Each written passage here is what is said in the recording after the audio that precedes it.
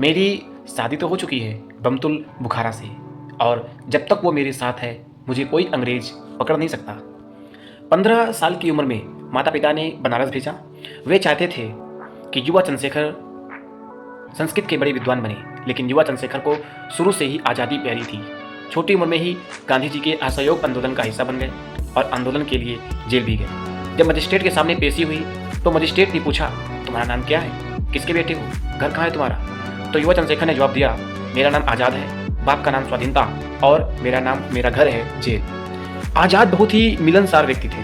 गंभीर परिस्थितियों में भी अक्सर चुटकुला मारा करते थे। साथ ही इतनी आत्मीयता से बात करते कि सभी साथियों के माता पिता उन्हें अपना बड़ा बेटा मानते थे। पुलिस से छुपे रहने के लिए वे कभी वेश बदलते तो कभी स्थान। 2 वक्त का खाना पहुंचाने के लिए उनके साथी अपने घरों से रोटियां चुराते और पैसा कमाने के लिए कारखानों में काम करते। कॉलेज में पढ़ रहे साथियों के हॉस्टल में रहकर वहां पर योजना बनाते। हम बात कर रहे हैं चंद्रशेखर आज़ाद की। 27 फरवरी को आज़ाद शहीद दिवस मनाया जाता है। तो आज इस पर हम कुछ महत्वपूर्ण बात की चर्चा करेंगे जो कि बहुत ही आवश्यक है, जिसे हमको जानना चाहिए। भगत सिंह ने जब घर छोड़ा तो चिट्ठी के अंत में लिखा, मेरी शादी की चिंता मत करना, मेरी दुल्हन आज़ादी है। एक और जहां दुनिया को ये मुद्दा बड़ा गंभीर लगता था, तो दूसरी ओर हमारे युवा क्रांतिकारी इस पर खूब मजाक किया करते थे। जब अपने साथी की टांग खींचते हुए भगत सिंह ने ये मुद्दा छेड़ा तो उन्हें जवाब मिला, मेरी शादी तो हो चुकी बमतुल बुखारा से, और जब तक वो मेरे साथ है मुझे कोई अंग्रेज पकड़ नहीं सकता। बमतुल बुखारा चंद्रशेखर आज़ाद अपनी पिस्तौल को बोलते थे। आज ये जवाब मजाक कम भविष्यवाणी ज़्यादा लगता है। भगत सिंह का वो साथी आज़ाद ही जिया और आज़ाद ही शहीद हो गया। हम बात कर रहे हैं चंद्रशेखर आज़ाद की।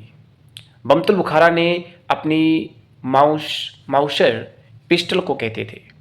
आज अर्थात 27 फरवरी को उनकी शहादत का दिन है और इसलिए सोचा क्यों ना आज आपको असली आज़ाद से मिलवाएं।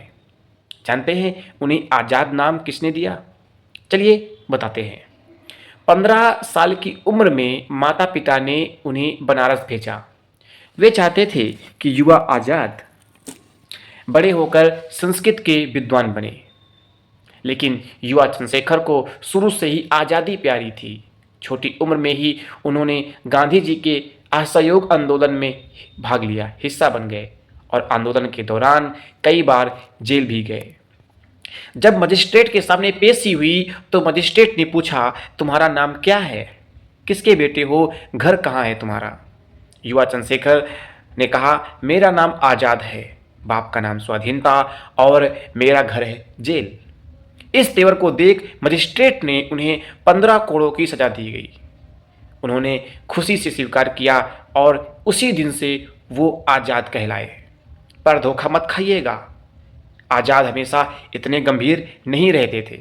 अगर आप HSRA जो उनकी संस्था थी के साथी शिव वर्मा, भगवान दास माहौर व मनमथ नाथ गुप्ता से पूछेंगे तो वो आपको अंदर की बात बताएंगे। आज़ाद बहुत ही मिलनसार व्यक्ति थे। गंभीर परिस्थितियों में भी अक्सर चुटकुला मारा करते थे।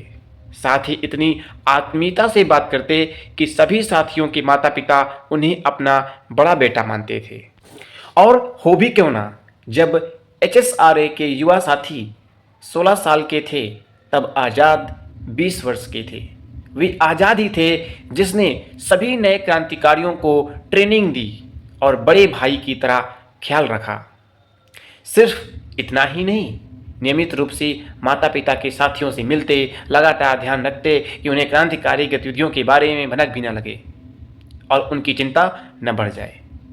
एक और बात बताएं, आज़ाद को साइकिल चलाना बहुत पसंद था। यदि कोई उनसे आगे निकल जाए तो उसे रेस में हरा कर ही उन्हें चैन मिलता था। रोज सुबह झांसी की छावनी के कई सिपाहियों को इसी तरह हराते और शाम को चाव से किस्सा सुनाते। जब काकोरी कांड के बाद अशफाकुल्ला खान और राम प्रसाद बिस्मिल पकड़े गए तो पुलिस आज़ाद को ढूंढ रही थी। उनके सिर पर हजारों का इनाम था। ऐसे में HSRA बिखरने लगा। तब पुलिस से छिपे रहते हुए उन्होंने पंजाब व उत्तर प्रदेश के सभी क्रांतिकारियों को एकजुट रखा और आज़ादी के संघर्ष मजबूत की। पुलिस से छिपे रहने के लिए वे कभी वेश बदलते तो कभी स्थान।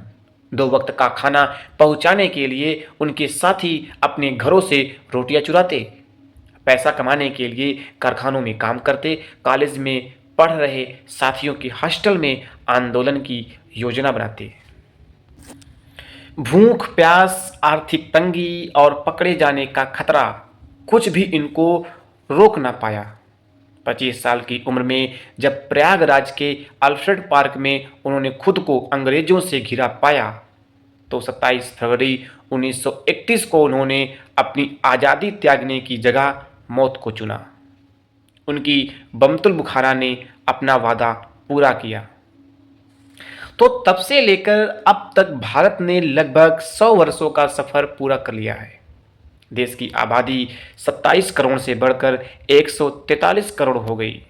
साक्षरता दर 9% से बढ़कर 77% तक पहुंच गई। औसत आयु 25 साल से बढ़कर 70 साल तक पहुंच चुकी। अन्य कई मापदंडों में देश में बढ़ोतरी हुई। बस एक कमी है, अब आज़ाद जैसे युवा पैदा नहीं होते। बाहरी आज़ादी मिलने के बाद भारत के पास मौका था अपनी भीतरी आज़ादी पर काम करने का।